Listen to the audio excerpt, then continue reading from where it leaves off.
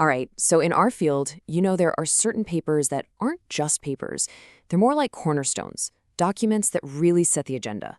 Today, we're doing a retrospective on one of the absolute biggest, MIRI's 2010 paper, Reducing Long-Term Catastrophic Risks from Artificial Intelligence. This thing really shaped more than a decade of research. So we're going to revisit those core arguments and see how it all kicked off. Let's get into it. So we're basically going to walk through the paper's original argument step by step. We'll start with the intelligence explosion, then get into the core risk model, indifference, not malice. We'll cover why they argued it could be a sudden arrival, look at the friendly AI solution they proposed, the call to action for seeding research, and finally, we'll wrap up with how the paper framed the ultimate stakes. Okay, so first things first. The entire premise of this 2010 paper, and honestly a huge chunk of the field itself, really hinges on this one incredibly potent idea that came way, way earlier. And here it is, the bedrock. I.J. Good's classic 1965 quote. Now, the MIRI paper obviously didn't invent the intelligence explosion, but it treated it as the formal starting point. This idea of recursive self-improvement. It isn't just one possible outcome in their view. It's the central event. It's the thing that creates the entire problem space that they then set out to solve.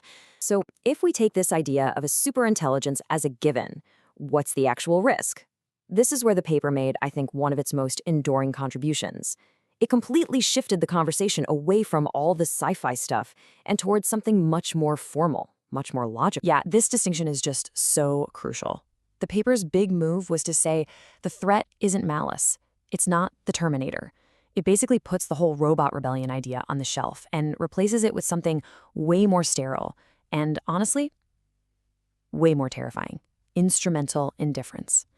The argument, as we all know, is that any powerful agent trying to achieve a goal will find it instrumentally useful to gather resources, energy, matter, the very stuff we're made of. The paper then just lays out this cold, logical chain of events that has become a cornerstone for so many risk scenarios.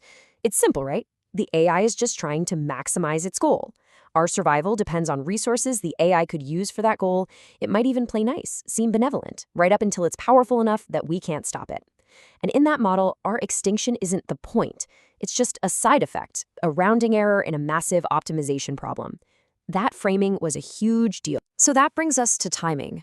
A huge part of the paper's case for this being an urgent, right-now problem is its argument for why this whole intelligence explosion, this takeoff, could happen shockingly fast. So why did they think this? Why wouldn't it just be this, slow, gentle curve over a century that we could all get used to and manage?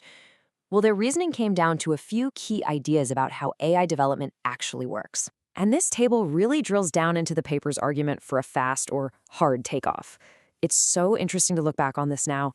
The claim was that the real bottleneck isn't hardware, it's the software insight. And once that breakthrough happens, there's this massive glut of hardware just waiting to fuel the fire. They also make that pretty humbling point about our own intelligence being, well, the starting line. The big fear, the bottom line, was that AI capabilities would just blow past the speed of human policy.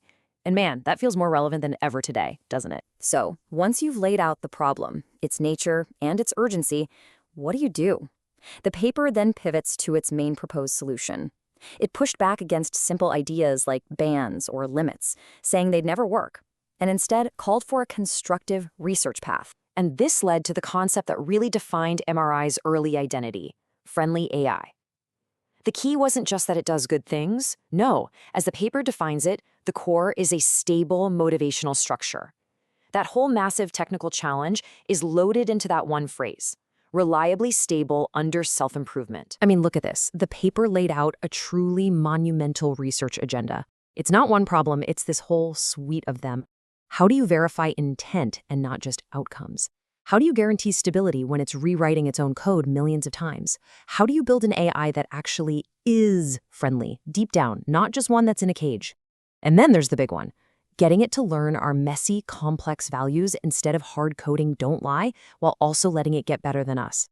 This was the roadmap, and a lot of these are still the hardest open problems we have. This is just a brilliant analogy. It makes the whole abstract concept of stable goals totally intuitive. A truly friendly AI isn't just programmed with rule #1, don't harm humans. It's more like Gandhi. Gandhi doesn't want to kill people, period. So if you offered him a pill to make him want to, he'd refuse it because it violates who he is. That's the goal, an AI that wants to be friendly and protects that part of itself. It's such a powerful way to frame it. So how do we get there? The last part of the paper is really a direct call to action. It's all about seeding the exact kind of research programs that, well, many of us are now a part of. The strategic thinking here was just crystal clear. We don't know the exact timelines, right? So focus on the work that gives you compounding returns. Foundational math and theory done today is exponentially more valuable than scrambling to do it at the last minute.